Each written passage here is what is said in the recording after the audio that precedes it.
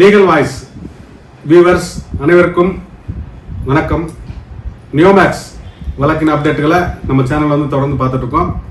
இன்று சென்னை உயர்நீதிமன்றத்தில் மாண்புமிகு நீதியரசர் பரத சக்கரவர்த்தி அவர்கள் முன்பு இந்த வழக்கின் விசாரணையானது நடைபெற்றது. அதாவது கேன்சலேஷன் ஆஃப் பெயில், ஜாமீன் ரத்து வழக்குகள் நடைபெற்றது. அதில் வந்துட்டு காவல்துறை தரப்பில் பொருளாதார குற்றப்பிரிவு EOW அவங்க வந்துட்டு ஒரு ஸ்டேட்டஸ் ரிப்போர்ட்டு இப்போ வரைக்கும் அந்த வழக்கின் நிலை குறித்த ஒரு அறிக்கை அதை தாக்கல் பண்ணியிருக்காங்க. அதில் வந்து 5715 பிளாட்டு இதுவரைக்கு ஏலம் போயிருக்குது. 2237 பேர் தான் அந்த தொகையை MSTCக்கு கட்ட வேண்டிய தொகையை கட்டியிருக்காங்க. 3478 பேர் அவங்க வந்து இன்னும் அந்த MSTCக்கு பணம் கட்டலை.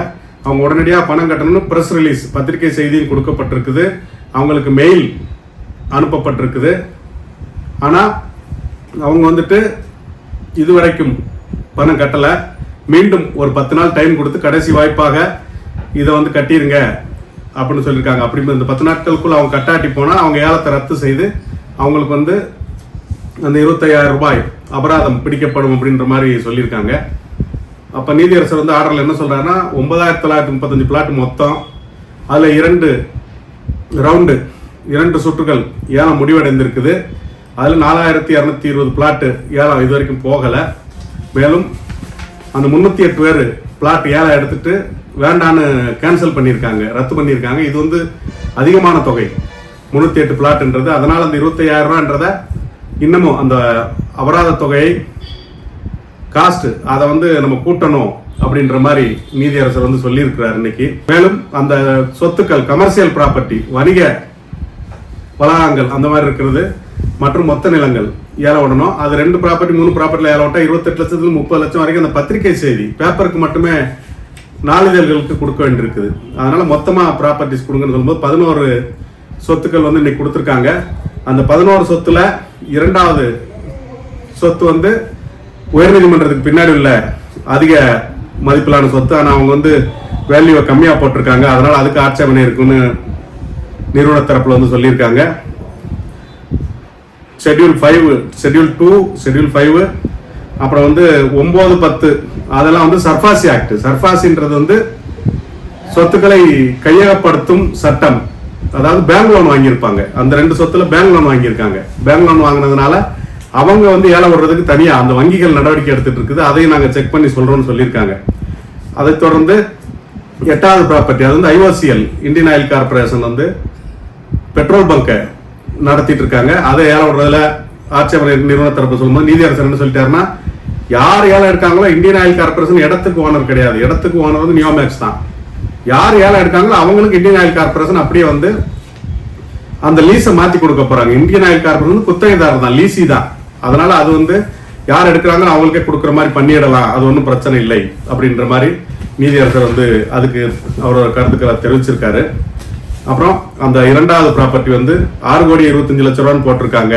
அது வந்து மேலும் அதிக விலை போகும், அதனால தான் நாங்கள் ஆட்சேபனை தெரிவிக்கணும் நிறுவனத்தில் சொல்லியிருக்காங்க. அப்புறம் 3வது ப்ராப்பர்ட்டி வந்து கம்பம், அது வந்து நோ அப்ஜெக்ஷன் சொல்லிட்டாங்க. மதுரையில் வந்துட்டு 114 கோடி போட்டிருக்காங்க, நீதிமன்றத்துக்கு பின்னாடி உள்ளது. அது 38 ஏக்கர் நிலம். அப்போ அதில் வந்து வேல்யூ வந்து 114, அதாவது நீதிமன்றம் நியமித்த மதிப்பீட்டாளர்கள் 114 கோடி போட்டிருக்காங்க. அது 700 கோடி போகும் அப்படின்னு நிறுவன தரப்பு வழக்கறிஞர் சொல்லும்போது, அப்போ நம்ம 350 கோடி அப்செட் பிரைஸ், அதாவது குறைந்தபட்ச ஏலத்தொகை 350 கோடியாக வச்சு அதுல இருந்து மேலே ஏலம் கேட்குறவங்க ஏலம் கேட்கட்டும் நம்ம கொடுத்துடலாம். ஏன்னா பிளான் அப்ரூவல் இதெல்லாம் வாங்கி அதை நீங்கள் சொல்கிற மாதிரிலாம் பண்ண முடியாது, அதுக்கு அட்வர்டைஸ்மெண்ட் காஸ்ட்டும் ரொம்ப அதிகமாகுது அப்படின்னு சொல்லும்போது நிறுவன தரப்பு வழக்கறிஞர் என்ன சொன்னார்னா, தேர்ட் பார்ட்டி யாராவது வாங்க இன்ட்ரெஸ்ட் இருக்குன்னா அவங்கள கூட்டிகிட்டு வந்து நம்ம பண்ணி கொடுத்துடலாம் அப்படின்ற மாதிரி சொன்னாங்க. அதற்கு நீதிமன்றத்தில் பல்வேறு தரப்பினர் பல்வேறு கருத்துக்களை வந்து சொல்லியிருக்காங்க. என்ன சொல்லியிருக்காங்கன்னா, அது மொத்தமாக கொடுக்கறதுக்கு பதில் 1 ஏக்கர் 2 ஏக்கர் 3 ஏக்கர் அப்படி பிரித்து கொடுக்கலாம். அல்லது அதில் 100கணக்கான சர்வே நம்பர் இருக்குது, அந்த சர்வே நம்பர் அடிப்படையில் ஏலம் போடலாம். அல்லது நடுவில் ஒரு 2 ரோடு போட்டுட்டு 30 அடி 2 ரோடு போட்டுட்டு எல்லா சர்வே நம்பரும் டச் ஆகிற மாதிரி போட்டுட்டு அதன் அடிப்படையில் அந்த டாக்குமெண்ட், அதை வந்து ஏற்கனவே போட்ட கிரை ஆவணம், அதில் எத்தனை சொத்து இருக்கோ அந்த மாதிரி பண்ணலாம். இல்லாட்டி போனால் குறைந்தபட்சம் 25 சென்டா போட்டு விற்கலாம். அப்படிங்கும்போது நீதியரசர் என்ன சொன்னாங்கன்னா, பிளாட் போடுறது அப்ரூவல் வாங்குறது அதற்கெல்லாம் நீதிமன்றம் காத்துட்டு இருக்காது. நீதிமன்றத்தின் வேலை அந்த பிளாட் போடுறதும் இல்லை. பிளாட் போடுறதுக்கு அனுமதி கொடுக்கறதும் நீதிமன்றத்தின் வேலை இல்லை. ஆனால் நீங்கள் சொல்கிற மாதிரி சர்வே நம்பர் வைஸோ அல்லது குறைந்த இடங்களை கொடுக்கும்போது மொத்தமாக 38 ஏக்கர் 600 கோடி 700 கோடி வரலைன்னா 2 ஏக்கர் 3 ஏக்கர் வந்து ஒரு 20 கோடி வச்சிருக்கிறவர் எடுக்கலாம். அது மாதிரி ஒரு 30 பேர் எடுத்தால் அந்த 600 கோடி வந்துடும். அது மாதிரிலாம் வந்து சொல்லியிருக்காங்க. இது மாதிரி ஆலோசனைகள்லாம் சொல்லி அதற்கு 2 வாரம் டைம் கொடுத்துருக்காங்க. அந்த 2 வாரத்தில் நீதிமன்றத்திற்கு ஒரு ப்ரொப்போசலோட அது எந்த மாதிரி செய்யலாம் அப்படின்னு ஒரு திட்டத்தோட நீதிமன்றத்துக்கு கொடுங்க. அப்புறம் நீதிமன்றம் வந்து எப்படி செய்யலாம்னு பார்ப்போம். அது 25 சென்டாக கொடுக்குறதா, ஏக்கர் கணக்கில் கொடுக்குறதா, அல்லது ரோடு போட்டு பிரித்து கொடுக்குறதா, ஆவண அடிப்படையில் கொடுக்குறதா, இதெல்லாம் பின்னாடி நம்ம வந்து பார்ப்போம்னு சொல்லியிருக்காங்க. மேலும் 1084 ஏக்கர் இருக்குது. அதோட மதிப்பு வந்து 129 கோடி தான் போட்டிருக்கு. அது 25% கூட்டி போட்டால் 161 கோடி தான் வரும். ஆனால் அந்த சொத்து வந்து 400 கோடிக்கு மேலே இருக்கும் அப்படின்னு 6வது சொத்தை பொறுத்த வரைக்கும் நீதிமன்றத்தில் அவர் நிறுவன தரப்பு வழக்கறிஞர் சொல்லியிருக்காரு. அதற்கும் இதே மாதிரி வந்து நீங்கள் ஐடியா பண்ணி ஒரு ப்ரொப்போசல் ரெடி பண்ணி ரோடு போட்டு அது மாதிரி என்ன பண்ண முடியுன்றதை கொண்டு வாங்க.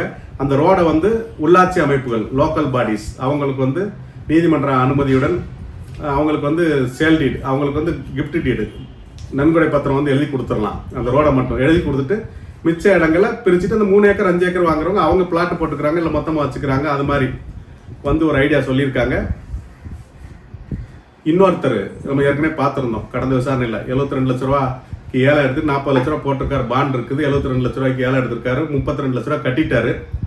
இப்போ அவர் என்ன கேட்குறாருன்னா, எனக்கு வந்து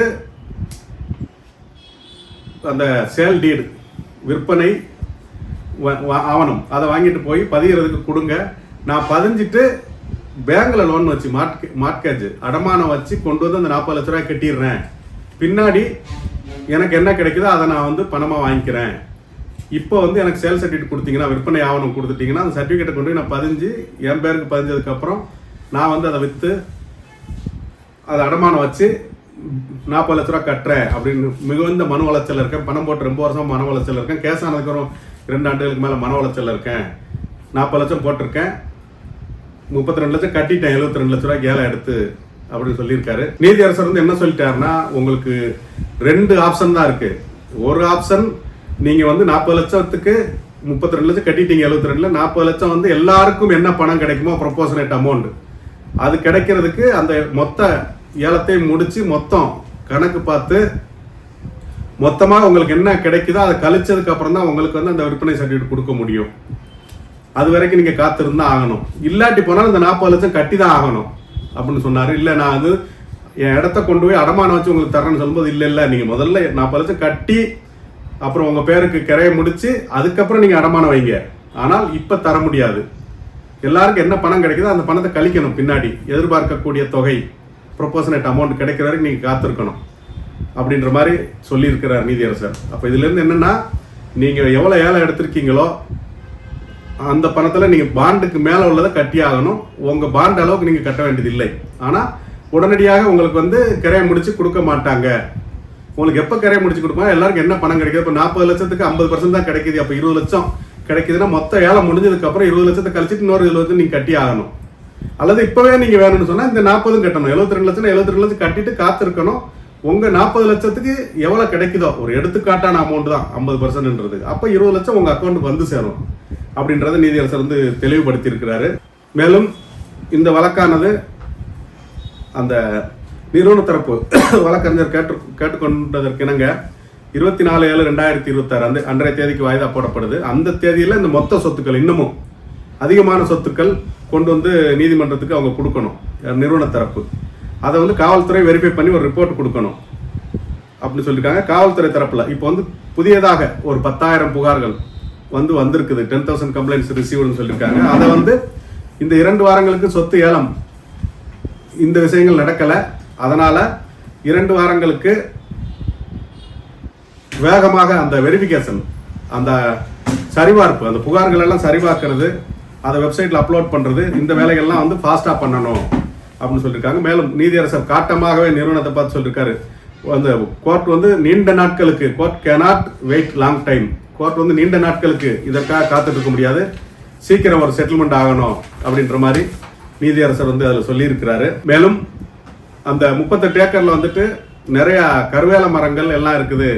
அப்படின்னு சொல்லியிருக்காங்க. அப்போ வந்து சிவா கன்ஸ்ட்ரக்ஷன் அப்படின்றவங்க ஒரு 5 கோடி ரூபா நான் டெபாசிட் பண்ணுறேன், குறிப்பிட்ட அளவுக்கு நாங்கள் ஏலத்தை எடுக்க ரெடியாக இருக்கிறோம் அப்படின்லாம் ஒரு மனு கொடுத்தாங்க. அப்புறம் அந்த நேரத்தில் மற்றொரு முதலீட்டாளர் வந்து இடத்த பார்க்க முடியல, அது அந்த ஹைகோர்ட்டுக்கு பின்னாடி உள்ள சொத்து 38 ஏக்கர்.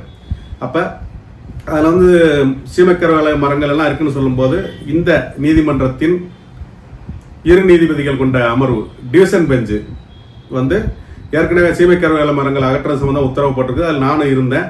அதில் பப்ளிக் ப்ராப்பர்ட்டியாக இருந்த அரசு சொத்துக்கள், அரசாங்க சொத்து, பொது உடைமை சொத்துக்கள் எல்லாம் இருந்தால் ஏலம் விடணும். அதாவது நோட்டீஸ் போர்டில் வந்து இந்த மரத்தை பிடுங்கிறதுக்கு ஏலம் கேட்கணும். யார் வந்து ஏலம் கேட்குறாங்களோ அவங்கள வந்து ஏலம் விட்டுட்டு அவங்க பொக்லைன்லாம் கொண்டு வருவாங்க. ஏலம் தோண்டி முடிச்சதுக்கப்புறம் அது 1 கிலோ கணக்கோ டன்னேஜ் கணக்கோ எவ்வளோன்னு வெயிட் போட்டு அவங்களுக்கு வித்துக்கலாம், ஒரு ரேட்டு கொடுக்கலாம் அப்படின்ற மாதிரி சொல்லியிருக்காங்க.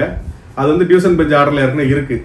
டிவிஷன் பெஞ்ச் ஆர்டரில் இந்த மாதிரி உயர்நீதிமன்றத்தின் சீமைக்கருவேலை மரங்கள் அகற்றுறது அந்த வைகோ அவர்கள் வந்து போட்ட கேஸில் இருக்குது. அதை ஃபாலோ பண்ணுங்க. இது வந்து பிரைவேட் ப்ராப்பர்ட்டி தான். ஏலம் விடுற வரைக்குமே அது நிறுவனத்தின் சொத்து. அதனால உங்களுக்கு தெரிஞ்சவளை கூட கூட்டிட்டு வந்து நீங்க அந்த மரங்கள் எல்லாம் அகற்றி கொடுக்கலாம், அல்லது நோட்டீஸ் போர்டில் ஒட்டி பண்ணலாம். அது காம்பிடென்ட் அத்தாரிட்டியும் நிறுவனத்தின் ஆட்சேபனை இல்லைன்றதை வாங்கிட்டு நிறுவனமும் காம்பிடென்ட் அத்தாரிட்டி ஈஓடபிள்யூ போலீஸ் எல்லாம் சேர்ந்து அந்த சீமைக்கருவேலை மரங்களை அகற்றலாம். இதற்கு வந்து அந்த கவர்மெண்ட் ப்ராப்பர்ட்டியை ஃபாலோ பண்ற கைட்லைன்லாம் ஃபாலோ பண்ண வேண்டியதில்லை. சீக்கிரம் அந்த வேலையை செஞ்சிருங்க. 1 வாரத்துக்குள்ள அந்த வேலையை முடிச்சிங்கன்னா இடம் வந்து இன்னும் பார்க்கறதுக்கு நல்லா இருக்கும், அதிக விலைக்கு போகும். நம்ம எதிர்பார்க்கிறோம் அதிக விலை போகணும், இந்த வழக்கில் அதிக பணம் கிடைக்கணும்னு தான் நம்ம எதிர்பார்க்கிறோம். அவங்க வந்து பொக்லைனை வச்சு எடுத்து ரிமூவ் பண்ணணும்னு சொல்லும்போது அந்த சிவா கன்ஸ்ட்ரக்ஷன்ஸ் அவங்க தரப்புல வந்து வழக்கறிஞர் தேவசேன் அவங்கெல்லாம் வந்து நாங்கள் ஃப்ரீயாக கூட அதை எடுத்து தர்றோம் அப்படின்னு சொல்லியிருக்காங்க. மேலும் அந்த மூத்த வழக்கறிஞர் எம்ஜிஆர் பிரசாத் அவர்கள் அவங்க வந்து ஆஜராகி என்ன சொன்னாங்கன்னா மானாமதுரை முதலீட்டாளர் பாதுகாப்பு சங்கம் சொல்லியிருக்காங்க. அதுல வந்து அவர்கள் சொல்றாங்க ப்ராப்பர்ட்டிகளை ஏலம் எடுக்கிறாங்க, கமர்ஷியல் ப்ராப்பர்ட்டி வந்து அதிக வேல்யூ உள்ளது, ஏலம் எடுக்கிறாங்க, அப்புறம் வேண்டாம்னு சொல்லிடுறாங்க, அப்புறம் கேன்சல் பண்றாங்க.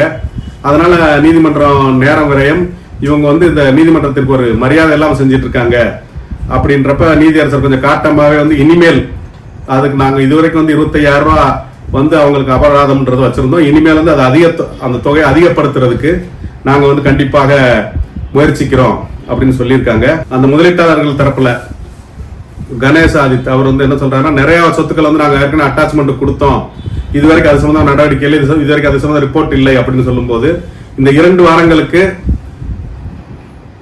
இந்த வேலைகள் அந்த ஆக்ஷன் வேலையெல்லாம் இல்லாதனால, ஏலம் விடுற வேலைகள் எம்எஸ்டிசியில் இல்லாதனால நீங்க வந்து இந்த அடுத்த வாரத்துக்குள்ள ப்ரொபோஸ் இதுவரைக்கும் எவ்வளவு சொத்துக்களை ஜப்தி பண்ணிருக்கீங்க, எவ்வளவு சொத்து இனிமேல் ஜப்தி பண்ண போறீங்க, எவ்வளவு சொத்து ஜப்தி பண்ண முடியாது, அதுல என்ன பிரச்சனைகள் இருக்குது, அது மாதிரியான ரிப்போர்ட் எல்லாம் நீங்க அடுத்த வாரம் தாக்கல் பண்ணுங்கன்னு சொல்லியிருக்காங்க.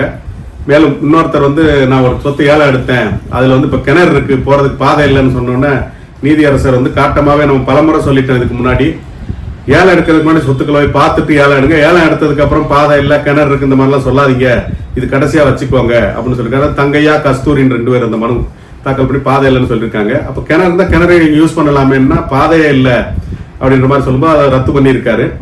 அது போக அந்த ஒரு 0 அதிகமாயிருச்சு, 14 கோடியே 15 லட்சம் 15,16,125 அப்படின்னு போடுறதுக்கு பதில் 145 கோடியே 51,16,125 வந்துருச்சு அப்படின்னு ஒருத்தர் சொன்னாரு. அப்ப நீதியரசர் வந்து காட்டமாவே நீங்க ஒவ்வொரு வாட்டி இதே மாதிரி பண்றீங்க அப்படின்னு சொல்லும்போது இது ஹாஸ்பிட்டல் சொத்து, இது வந்து வெஸ்டர்ன் வேலியில இருக்கிற ஹாஸ்பிட்டல். அப்ப பப்ளிக் ப்ராசிக்யூட்டர் சொன்னா ஏற்கனவே இந்த ஹாஸ்பிட்டல் வந்து ஒரு தடவை ஏலம் விட்டு அதை கேன்சல் பண்ணி இப்ப 2வது ஏலம் வந்து இப்பவும் இதை செஞ்சிருக்காங்க அப்படின்னு சொல்லும்போது ஒரு 4வது 5வது படிக்கிற பிள்ளையை கூட வச்சுட்டு நீங்க பண்ணுங்க செய்யுங்க, அவங்க கரெக்டா அமுக்குவாங்க, நீங்க சொல்றது நம்புற மாதிரி இல்ல, தொடர்ந்து வந்து நீங்க இந்த மாதிரி பண்றீங்க, அது வந்து ஏமாத்துறதுக்காக பண்றீங்கன்ற மாதிரி கொஞ்சம் காட்டமாவே சொன்னாரு. அப்ப வந்துட்டு அவர் வந்து 14 கோடி 15 லட்சம்னா அது தர முடியாது, ஏன்னா இன்னொருத்தர் வந்து 14 கோடியை 50 லட்சத்துக்கு கேட்கலாம், உன்னோட 50 லட்சம் அதிகமா கேட்கலாம், இந்த மாதிரிலாம் இருக்குது. அதனால அந்த ஏலத்தை ரத்து செய்து மீண்டும் ஒரு முறை மறு ஏலத்துக்கு தான் கொண்டு வர முடியும் அப்படின்னு சொல்லியிருக்காங்க. மேலும் அந்த முதலீட்டாளர்கள் ஏற்கனவே வந்து 19,000 பிளாட் இருக்குன்னு சொன்னாங்க, 10,000 பிளாட்னு சொன்னாங்க, 9,000 பிளாட்னு சொன்னாங்க, அந்த இதெல்லாம் என்னாச்சு, அதெல்லாம் கொண்டு வரணும் ஏலத்துக்கு அப்படின்ற மாதிரி பேசியிருக்காங்க. 27 பேரன் லேண்டு மொத்த நிலங்கள் ஒரு 27 சொத்துக்கள் இருக்குதுலாம் பேசியிருக்காங்க ஆர்கியூமெண்ட்ல. அதெல்லாம் வந்து நீதியரசர் சீக்கிரமே அதை ரெடி பண்ணி கொண்டு வாங்க கொடுங்க அப்படின்னு சொல்லியிருக்காரு. மேலும் அந்த யூடியூப்ல வந்து ஒருத்தர் தொடர்ந்து என்ன மட்டுமே பேசுறாருன்னு அந்த கணேஷ் ஆதித் சொன்னாரு. நீதியரசர் அதை நம்ம பட்டன் போனை வச்சுதான் பார்க்கணும், இல்லை அதெல்லாம் கடந்து போகணும் அப்படின்னு சொன்னாரு. அதுக்கு ஒரு ஆர்டரா போடுங்கும் போது இனிமேல் அந்த நீதிமன்றத்திலேயோ நீதிமன்ற நடவடிக்கையில கலந்துக்கிறவங்களை விமர்சனம் பண்ணும் போக்க வந்து தவிர்க்கணும், அது கண்டிக்கத்தக்கது அப்படின்னு சொல்லியிருக்காரு. இதைத் தொடர்ந்து இந்த வழக்கானது அடுத்த வாரத்திற்கு 17/7/2026 அந்த தேதிக்கு ஒத்திவைக்கப்பட்டுள்ளது. அடுத்த வெள்ளிக்கிழமை காலை 10:30 நடக்கும். அப்ப நிறுவன தரப்பு வழக்கறிஞர் வந்துட்டு இது 24ஆம் தேதி போட்டிருக்கு, அதே தேதினா இல்ல, அடுத்த வாரம் வரைக்கும் என்ன ப்ராக்ரஸ் நடந்திருக்குது, எந்த சொத்துக்கள் கொண்டு வந்திருக்காங்க, என்ன வெரிஃபிகேஷன் பண்ணியிருக்காங்க, அதெல்லாம் நம்ம பார்ப்போம். லெசர் ஒர்க் இருந்தால் லெசர் ஒர்க், ஹையர் ஒர்க்னா ஹையர் ஒர்க், அதாவது குறைஞ்ச ஆர்குமெண்ட் குறைஞ்ச வேலைகள் இருந்தால் அது குறைஞ்ச வேலையை பார்ப்போம், அதிகமான வேலைகள் இருந்தால் அதிகமான வேலையை பார்ப்போம். அது அடுத்த வாரம் கம்மியாக இருந்தால் அந்த ஆர்குமெண்ட்ஸை மட்டும் நம்ம முடிச்சுக்கலாம் அப்படின்ற மாதிரி நீதியரசர் சொல்லியிருக்காரு. இதைத் தொடர்ந்து இன்று அந்த மாண்புமிகு நீதியரசர் விக்டோரியா கௌரி அவங்க நீதிமன்றத்தில் இந்த நிறுவனத்தின் மீது உள்ள வழக்குகளை சீரியஸ் ஃப்ராட் இன்வெஸ்டிகேஷன் அது வந்து விசாரிக்கணும், மிகப்பெரிய மோசடி நடந்திருக்கு, இது கம்பெனிகள் சட்டத்தின் கீழே, இப்போ இங்க நடந்துட்டு இருக்கிறது எல்லாமே வந்து ஐபிசி சட்டத்தின் கீழே நடந்துட்டு இருக்குது. நிறுவன சட்டத்தின் கீழே வந்து சீரியஸ் ஃப்ராட் இன்வெஸ்டிகேஷன் வந்து மத்திய நிதித்துறையில இருக்குது. அவங்க வந்து இவங்க இந்த வெப்சைட்டை அழிச்சாலோ என்ன பண்ணாலும் டெபாசிட் பேரு, அமௌண்ட், டோட்டல் டெபாசிட் அமௌண்ட், உள்ள வந்த பணம், வெளியே போன பணம், இதெல்லாம் அழிச்சாலே அவங்க வந்து சீரியஸ் ஃப்ராட் இன்வெஸ்டிகேஷன் ஒரு ஆடிட் டிபார்ட்மெண்ட் இருக்குது சென்ட்ரல் ஃபைனான்ஸ் டிபார்ட்மெண்ட்ல, அவங்க வந்து அதை கண்டுபிடிச்சிருவாங்க, ரெக்கவரி பண்ணி சாஃப்ட்வேர்ல கொண்டு வந்து மொத்த பணம் எவ்வளவு, உள்ள வந்தது எவ்வளவு, வெளியே போனது எவ்வளவு மக்கள் போட்டிருக்காங்க, இந்த அன்கன்ஃபார்ம்டு என்ட்ரிஸ், இப்படி பிரச்சனை எல்லாம் இருக்குல்ல, இது எல்லாமே அவங்க சால்வ் பண்ண முடியும். அதற்கு விசாரணைக்கு போடுங்கன்னு சொல்லி இன்று மதுரை கிளையில் மாண்புமிகு நீதியரசர் விக்டோரியா கௌரி அவங்க முன்னாடி விசாரணைக்கு வந்தது.